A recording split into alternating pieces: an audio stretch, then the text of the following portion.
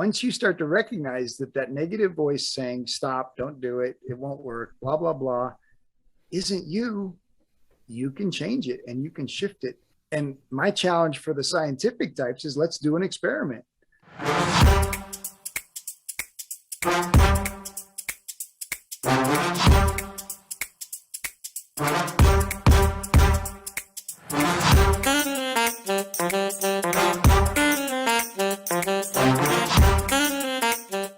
Robert, awesome to have you on the Happy Engineer podcast. Can't thank you enough for making time to be with me and the happy engineers out there, man. Welcome. Well, Zach, thank you so much for having me. I feel privileged to have this conversation. Well, I'm excited because what you do and the life that you have lived brings so much to the table for this conversation. I'm going to be hard pressed to limit us to 30 or 40 minutes today. But I want to read something I found when I was just getting to know you and the material of the incredible work you do with add value to entrepreneurs. Because when I read it, I thought to myself, wait, is Robert talking about entrepreneurs or engineers? And here it is. You said entrepreneurs get stuck in their head, challenged by their thoughts, the voice in their head, and their beliefs. We help them get out of their own way. And I read that and thought, wait a minute. You could just replace the word entrepreneur with engineers who I coach and the work we do at OACO, and it would make perfect sense. Engineers get stuck in their head, challenged by their thoughts, the voice of their head and their beliefs. Robert, can you just tell me a little bit about what is it that makes that true for entrepreneurs? And I want to get curious around how much the engineer and the entrepreneur may be more the same than I've ever considered. But tell us about that idea. Where does that come to life, and what have you found in coaching entrepreneurs? To be honest, I think it's a human idea. So the reason it applies to entrepreneurs and engineers is because so far they're all humans. And so far, good distinction.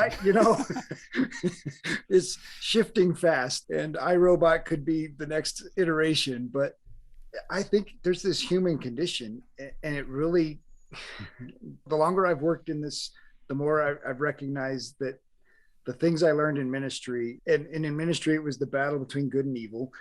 The focus for people to shift their habits and shift their thinking to do good is really the same battle that's happening in everybody's mind in trying to apply themselves to their work.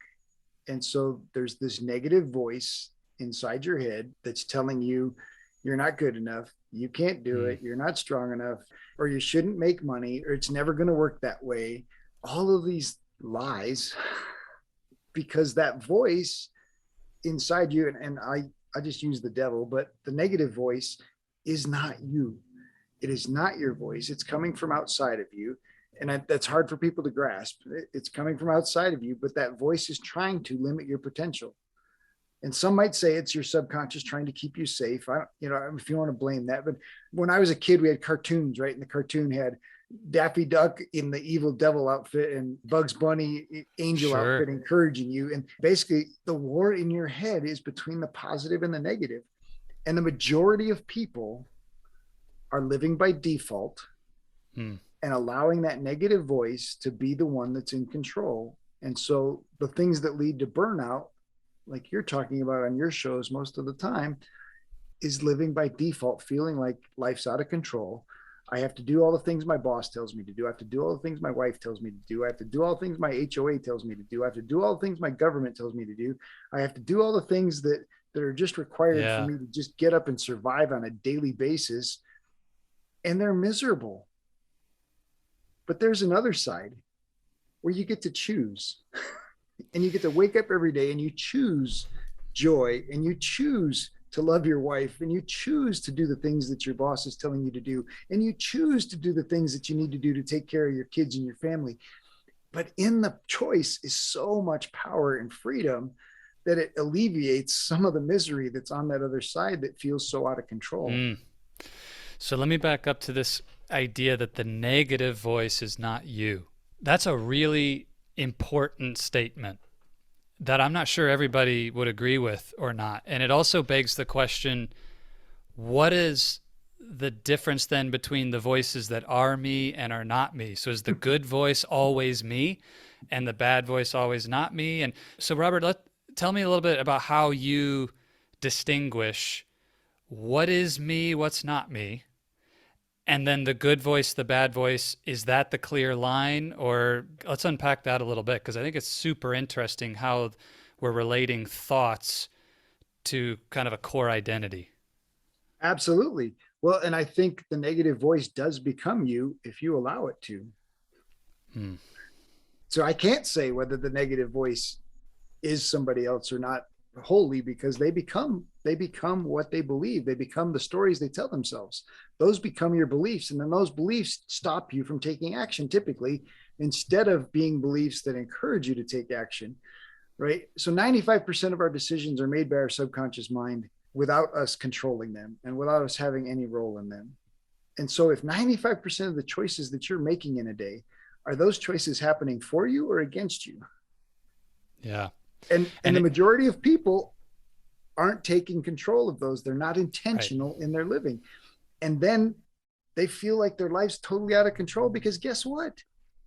It is. There's some grain of truth in that, because their life's totally out of control.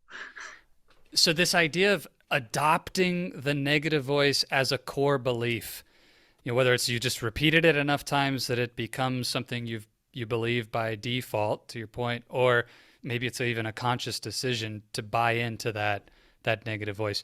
Is that the core concept that you would say that separates what is me from what is not me? That taking it on as something that I deeply believe or as a conviction now, whether that's conscious or subconscious?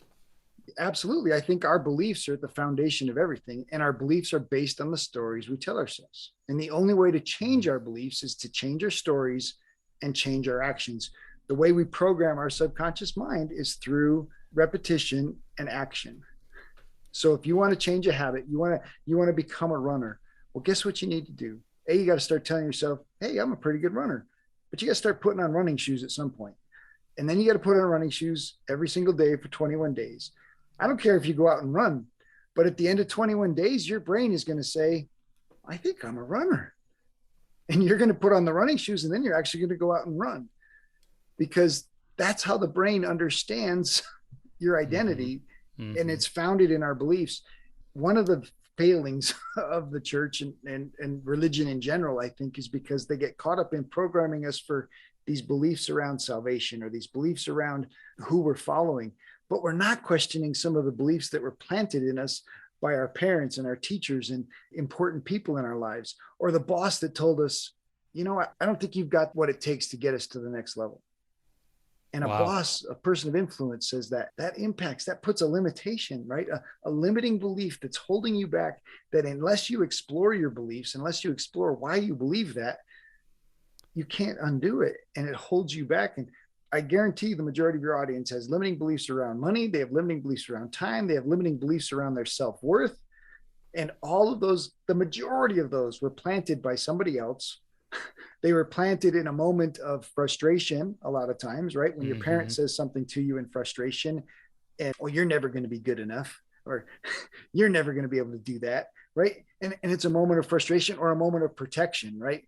"I'm going to be an NBA player." And your parent says, "Well, maybe you shouldn't aim so high." And so the majority of these beliefs have been planted by one simple statement that our subconscious grabbed onto and has held onto for years, Yeah. and made it a story of who we are. One of the biggest challenges, especially for engineers, is now they've gone to school, now they're hired, and their identity is based in, "I'm an engineer." And so many of us, we go to networking events, we go to these events, and what's the first question anybody asks you? What do you do? And what do you answer? Your I'm an title. engineer. "I'm an Yeah. engineer." Well, that's not Yeah. true. You're also a husband and a father and a a churchgoer potentially, and a mountain biker. And why do we pick the career as the one thing that we identify with in front of other people, instead of the impact we're leaving on the world, right? So now I want to ask, what are you doing to change the world? Because engineering may or may not change the world. There's some really cool engineering out there that absolutely has changed the world, but the Yes. majority of it's bread and butter engineering that's just keeping us alive and safe, which Yeah. is true and important. But Such an interesting distinction you're making and came up in the context of faith. It comes up in the context of career and family. And I see this a lot as well in the work I do, Robert, that organizations, whether it be religious groups, be companies, parents, whatever authority or thing we're talking about, focuses a lot on what beliefs they want you to hold that align with the values and the, what we stand for, the identity of that thing. But we don't spend a lot of intentional time asking the questions about which beliefs we've been programmed with that are not the ones that are going to help us in our lives in creating what we want to create, and how many were put there unintentionally by somebody who meant well, but it could actually be a huge problem or limitation for us. So for the work you've done and just your approach to this, how does somebody get out of the endless loop, the default setting? What's sort of step one to break out of default mode and actually begin engaging with beliefs in a productive way that moves your life forward? Yeah, for the most part, I don't go backwards, right? And if somebody's experienced trauma and some of those negative things, I want to help them rewrite that story. But typically, you need a therapist for those things. But the way you tell the story to yourself about your life, about who you are right now, is really important, because our self-worth is so powerful in what we're doing. And future pacing, right? Figuring out what is the future that you really want? What is the thing that can drive you to make some changes? Change is hard. Everybody says they don't like change, but the truth is they just don't want to work very hard. But you don't have to work very hard to change your mind. It's actually really easy. It just takes repetition and action. And Yeah. so you've got to know the story you want to tell yourself about what's true for you. Well, but let's pause really quick, because I think this is an important concept, and I want to take it out of the conceptual. We're talking about your story, and I think it's a bold assumption that everybody actually knows, like, what does that mean? What does that look like? So can you actually make it as tangible as possible for us, Robert? If I was to say, what is the story that you're believing? What does that really mean and look like? And what would even the process of questioning it or changing it involve? All right. So one of the exercises that I'll do is create a timeline. And if the middle of the timeline is normal, and then you've got the positives, right? So I got my Eagle Scout. I got promoted to sergeant in the Marine Corps, right? Those are high points, right? I got married. Ooh, I got divorced. That one goes down here, right? So create this timeline, and you can draw it however you want. You make it a bar graph, but you're going to have the highs and lows of your life. Got it. Yep. And then ask yourself the question, how is the feelings I feel about this event impacting who I am today? Right? So you and I both have experienced divorce. And then I went into Christian ministry, where a lot of people say divorce is a disqualification. And so there were people in my circles that believed I was disqualified to do the job that I was doing. And so I'm a firm believer in the power of forgiveness. I'm a firm believer in mistakes don't define us. And I believe that both on my faith side and in the world, right? If you're still breathing, you've got a chance to make amends, and you've still got a chance to do something better. But I also know that I can't change my divorce. I can't undo it. It'll never go away. But if I live every day of my life since then in shame or guilt, which are super low vibrational frequencies, I will live the rest of my life in misery and yuck, right? And your listeners can download the emotional scale and look at, it's rated, right? Our bodies vibrate. And the power of forgiveness is a me and me deal. It's regardless of what my ex-wife feels. It's regardless of, I have to forgive myself for the mistake that I made. And then I have to move forward, and move forward means that I'm going to let go of it. I'm not going to talk about it, and I'm not going to beat myself up over it. And that's a commitment that I make to myself about that event. Yes. And there's people that are still can go back to those events and simply make that commitment, right? Well, I'm not going to talk about this one anymore until I can get past it, right? And now you can talk about it because A, it's a long ways back, and B, I've forgiven myself. And so there's huge power in being able to tell others the same story, right? So look, you need to let go of this piece. You can't undo it. You have no control over the past. But the story I tell myself, what did I learn? What did I learn from that marriage that makes this marriage so much better? So I want to make sure I'm tracking with the exercise. We're looking at this timeline of our life. We're capturing these peak experiences and these valley, negative experiences, as we think back. And Robert, is this something you would just go back as far as you can remember? Is there any point? I mean, significant memories, right? Significant to the person, Yeah, right? And they're going to do it and they're going to figure out they missed a couple and they'll go, sure. oh, this one was really important, right? And they'll go back in and draw it in. The exercise is really the intentionality of what stories am I telling myself? That's the recognition that starts to come out of this. What stories am I telling myself? And that key question, so what's the story I'm telling myself about this event? Or it was something about how are my feelings about this? How is how I feel about this event impacting who I am today? And so that's the key connection to make in terms of what the story is taking that thing from my past and asking how the story or feelings around that, which are in some ways synonymous for this exercise, impacting me today. So not how did I feel back then, right? And how did it impact me then? It's the question about this being a part of my life story. How have I pulled that meaning into the present? And what does that say about who I am and what I believe today? Exactly. And what it starts to do is raise your awareness. And so then all of a sudden you have the memory of my dad saying, well, you're not very smart. You'll never do that. You'll never be good. And how did the feelings from that impact me? Mm-hmm. And being able to, so now it gives me a chance to change the story. Now, this isn't therapy. This is changing the story to serve me rather than allowing the story to hold me back and make me a victim, right? And so I can't change the event. I can't undo the divorce. But what I can do is start to recognize the lessons and how that's made me a better man. Yes. And so now I turn the story to how does it serve me? How can this event serve me? And even how can the statements my dad made serve me? Well, now I'm mature enough to recognize maybe dad had something going on that day. Maybe dad was struggling with something in his past, and maybe it had nothing to do with me at all. Maybe I was just irritating him in a moment of his busyness, right? Because now I've been a father and I recognize the things we say aren't always what we intend. Yeah. And the consequences of the things we say aren't always what we intend. And so, and I have a great relationship with my father. He was a fantastic man. And yeah, he spanked me and yeah, he yelled at me, and his bark was far worse than his bite, and I deserved most of it. So maybe to use that example, Robert, what was the process like for you in choosing a new story around that area of your life? Would you be willing to share an example? So one of the biggest is money, and it's even been recently. So I spent 20 years in Christian ministry. I spent 10 of that in South America serving as a missionary. We raised our own support. And there was this idea that missionaries should live on less.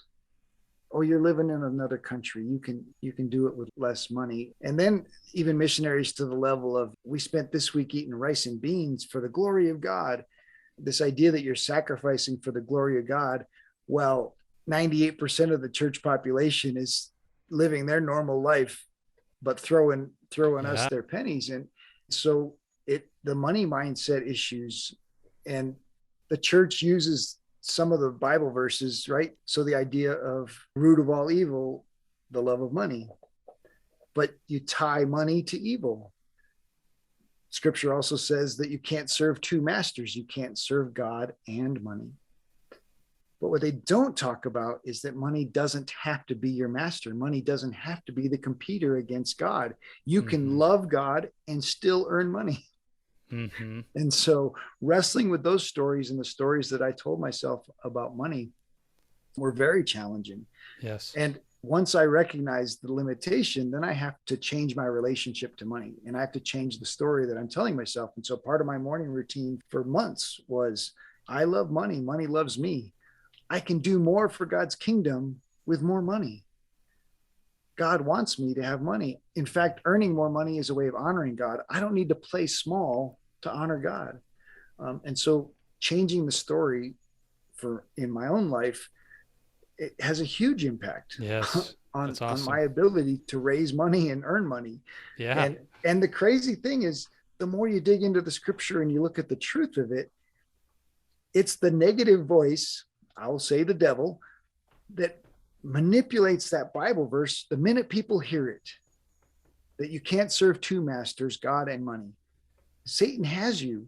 He's completely taken that Bible verse, Mm. and churches teaching it in good faith, but everybody listening to it doesn't hear it in good faith. They hear it in fear. And Mm. if you're hearing it in fear, then that's the negative side that's winning, because fear is Yeah, such a yeah, low yeah. vibration. But you hear what Jesus says, and Jesus talks about the parable of the talents, which is very clearly a money verse. And he's very clearly talking about multiplication, talking about using money to earn more money for the good of the kingdom. Yeah. And so we need to be willing to say, no, no, you don't, you're missing it.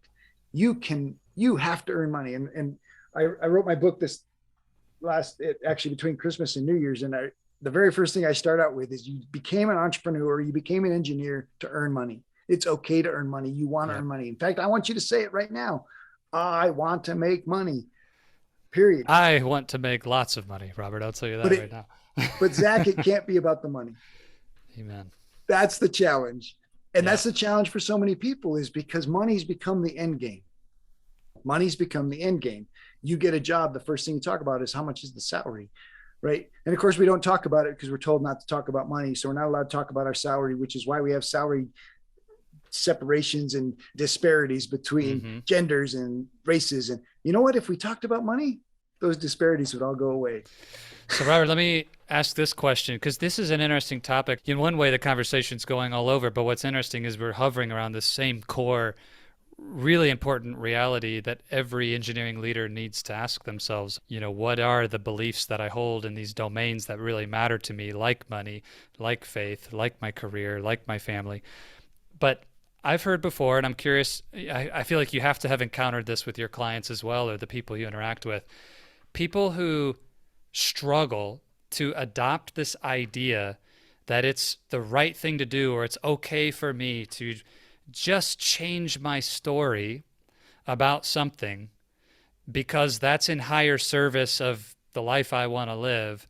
And somehow, by brainwashing myself and changing my own beliefs, if that's even possible, woo woo craziness here, that's the road to happiness and success and wealth and all these things that I want.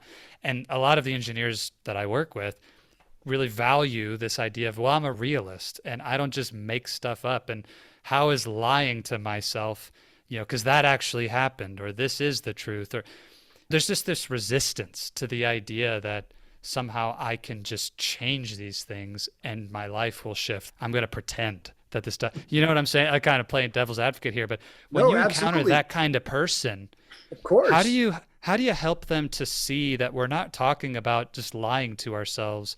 Maybe you take it. Like, what would you say? They're already lying to themselves, because they're already lying to themselves in the idea that they have control. Mm, The majority of the stories they're telling themselves are already lies. In fact, I would challenge them to believe that the majority of the stories they're telling themselves aren't really true either, but they've never questioned them. yeah. Maybe this is a bombshell question then, Robert, but I feel like what comes out of that is, then how do we individually discern which stories are true? Well, I'm going to say you get to choose. And if you get to choose, why not choose the one that leads to your destiny and your dream and your impact and joy, rather than choose the one that leads to misery and death? Woo! That's a powerful answer. You get to choose. Okay, so let me take that and run with it then. Earlier, we talked about the default versus the choice.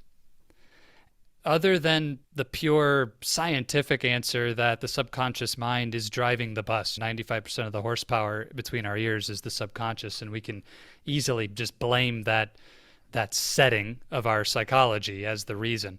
But why do you think so few people exercise the 5%, the agency, the choice to go change the story and make this happen when the prize is clearly worth it? What do you think it is that holds us back from getting into that freedom of choice? So the brain's default is survival. That lizard part of the brain defaults to survival, and it's content with comfort. And Mm-hmm. so we have so many comforts, right? You and I aren't going out hunting for water. You and I aren't going out hunting for dinner. You and I don't have to do any of that hard work. And so the brain is very content with that because we're safe. And so challenging that survival instinct of the brain is unique. It's Yes. different. And most people don't feel like they have control. Most people don't feel like that voice in their head is outside of them. And so once you start to recognize that that negative voice saying, stop, don't do it, it won't work, blah, blah, blah, isn't you, you can change it and you can shift it. And my challenge for the scientific types is let's do an experiment. Yeah. I want you to try it. I I love challenge you that. to try it. Be an engineer, run the test. Yeah, I think that's great. Because I know what will work. I've seen way too many results, Okay, too so many results to doubt. I love your story, and I want to actually unpack this because part of why your conviction around this is so strong is you have lived it, you have experienced it, and now you've coached others to success through this. I'm curious for you. One of the things, Robert, that I coach my clients in is, I believe that we as humans are three parts, and not everybody would agree with this. Maybe some people would say spirit, soul, and body. You could say, faith, mind, and physical or nature, like whatever, however you want to split it. And again, not everybody agrees with this breakdown, but it's how I coach my clients. And I think about these three things as separate. The part of me that is spiritual or faith-based, the part of me that is my conscious mind and will, and then this part of me that is my physical, the touch and feel part of my body, right? Well, what I think is amazing about your story is you've done what I believe is work that requires incredible courage and confidence and a willingness to challenge that survival instinct on all three of these. If I was going to say, like, what's the most demanding physical domain of courage, the Marine Corps would be on that list, and you were a Marine. If I was going to say, take the faith one, what's the hardest place to go challenge courage and faith? Being a full-time, in ministry as a overseas missionary, like that's as tough as it gets.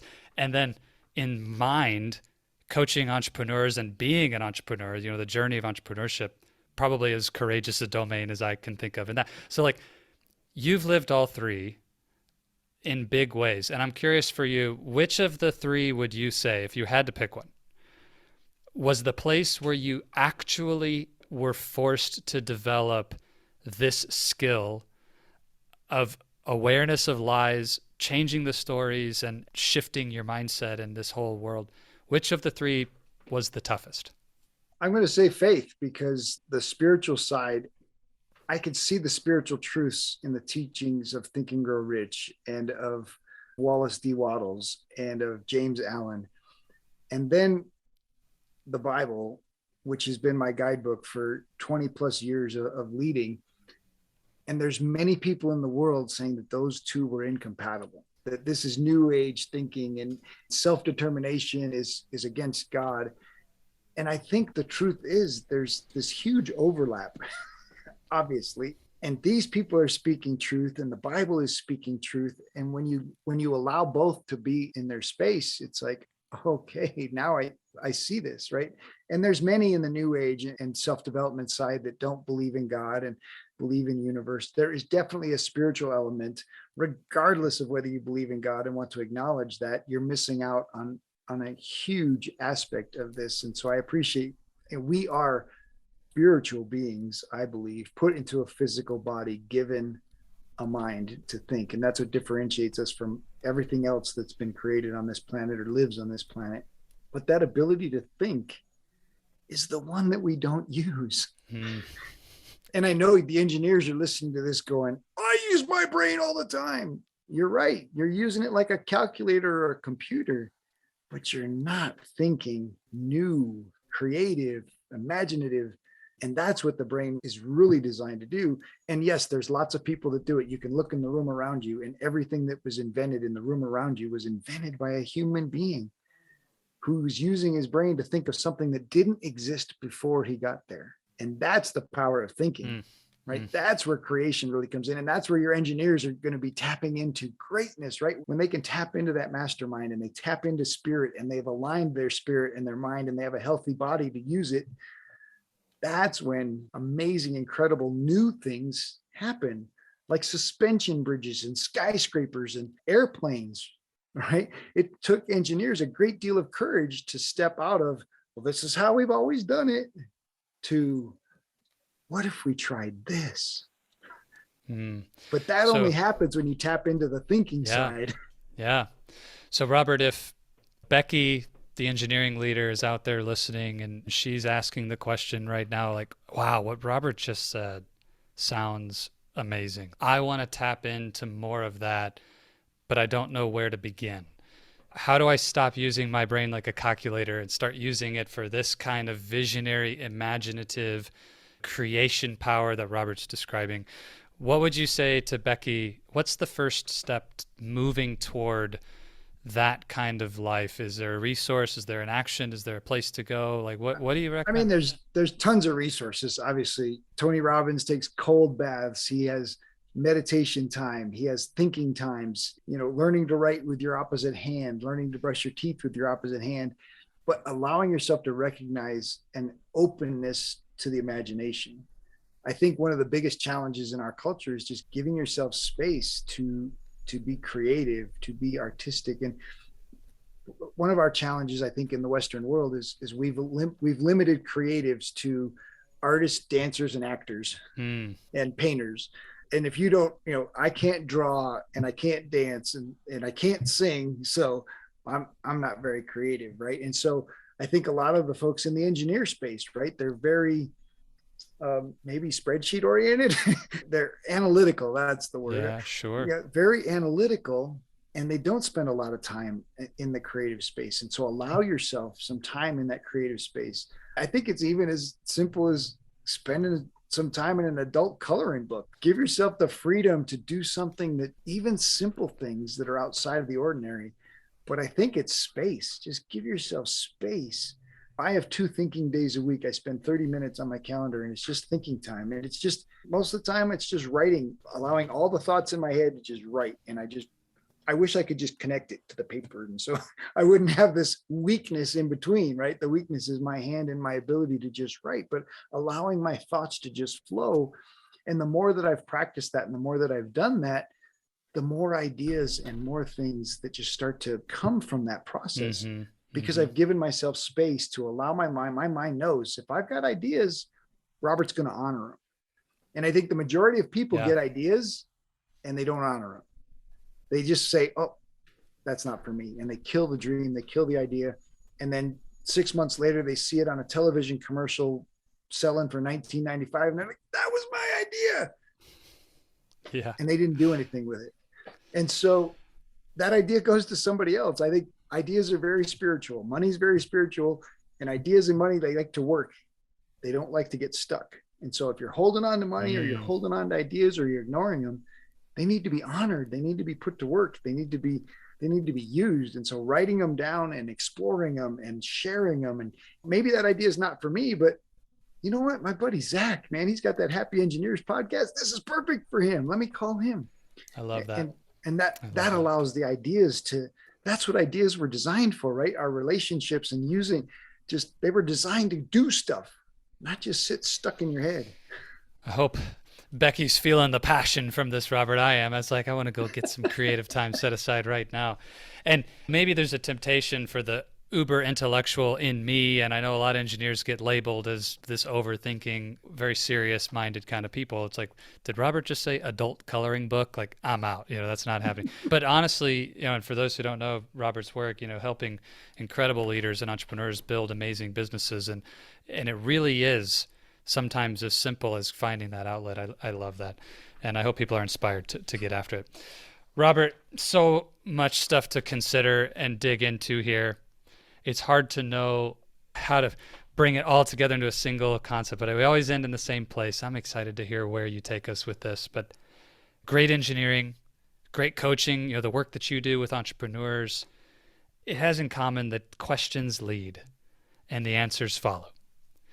And we want to ask great questions in our life as engineering leaders, as entrepreneurs, as husbands, as wives, as all these roles we play, asking great questions. So for that leader out there who's been listening to our chat today, if they want that happiness, that imaginative, creative, empowered, choiceful lifestyle that we just talked about, what would be the best question you would lead them with today?